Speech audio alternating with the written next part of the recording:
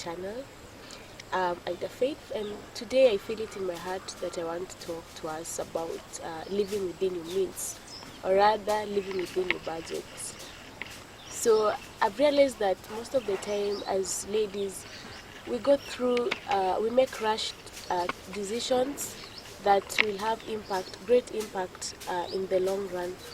For example, we want to get into relationships whereby you see somebody who has a car and you want to rush through that, or you just want to give out yourself in order to gain something out of it. So it is important that we have to live within our budgets, and that comes today where I want to talk about the story of Esau and the story of Jacob. Well, from the Bible, the book of Genesis, let's check that, Genesis chapter 25, Genesis 25, verse 27. So I'll just read some few verses and then we see on how choices can have consequences in our lives. The Bible says in verse 29 that Jacob was boiling pottage, that is a lentil stew, when one day Esau came from the field and was with hunger. Then Jacob answered, when Esau asked him for soup, then Jacob answered, "Then sell me today your birthright." I mean, for lentil stew. The lentil stew in the Middle East simply represents something that's not even sweet. In fact, for you to actually get the sweetness of the soup, you have to mix it with the chicken soup so that it can have taste. So for something that was not even sweet, Jacob was willing to sell his birthright. And this is what he answered. Esau answered Jacob. He said in verse 32, he said, "See here, I am at the point of death. What good can this birthright do to me?" Jacob said, "Swear to me today that you are selling it to me." And he swore to Jacob and sold him his birthright. Then Jacob gave Esau bread and stew of lentils, and he ate and drank and rose up, went his way. Then Esau scorned his birthright just beneath himself.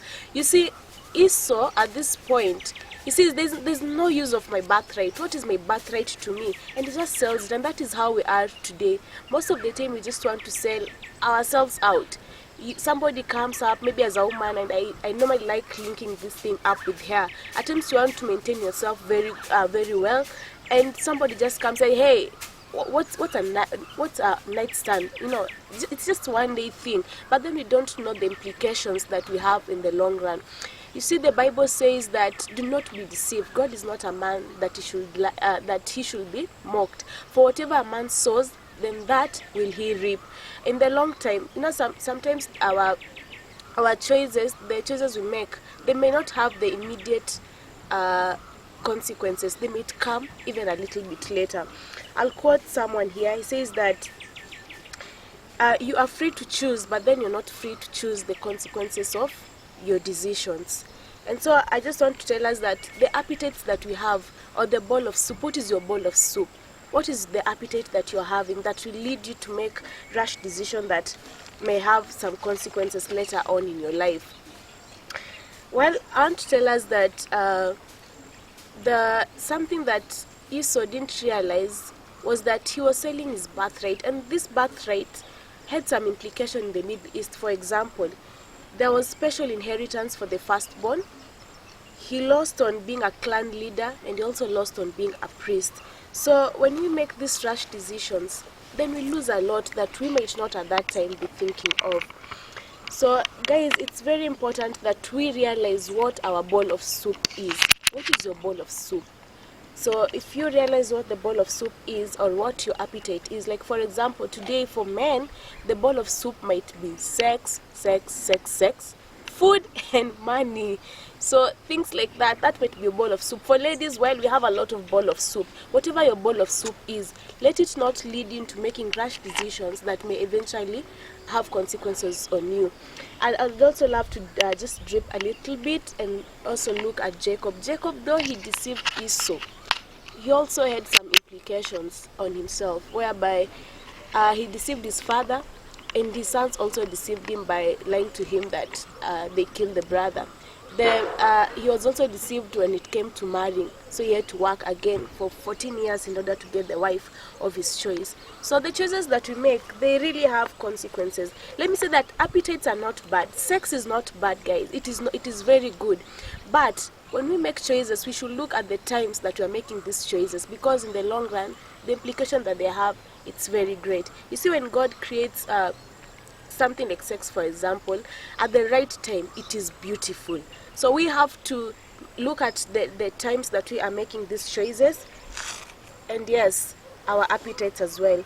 So in case you have made choices that are wrong, I have an encouragement for you, and that is from from Jacob. When Jacob later on realized that he had made all these wrong choices, this is what happened.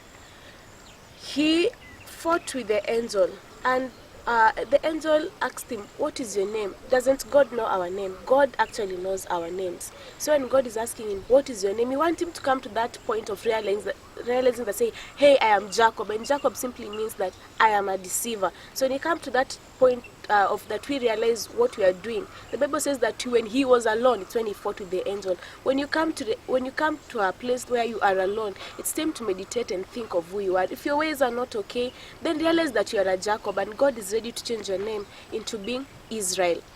I'd also love to point out that if I was to go back to time and I'll run back to the time and perhaps tell Esau that, Esau, the choices you're making right now, you'll miss on this thing in the future. For example, Esau missed on something. He missed on when God said, in the Bible it says that God is the God of Abraham, Jacob. I mean, if he didn't give out his birthright, perhaps it will have been the God of Esau. When the genealogy of Jesus is being mentioned in Matthew, they say he was the son of, and then the son of Jacob. Perhaps it could have been the son of Esau. So Esau didn't know the implication of his birthright that he was making at the time. Lastly, I want to encourage us that perhaps you're doing good right now in your life. You're making the right choices, and everything around you is not okay. Everything around, people are making the rash decision, the wrong choices, and things are not running well actually for you. I just want to encourage you from the book of Galatians. Galatians chapter 6 verse 8. The Bible says, "And let us not lose heart and grow weary and faint in acting nobly and doing right. For in due time, at the appointed season, we shall reap if we do not loosen and relax our courage and faint."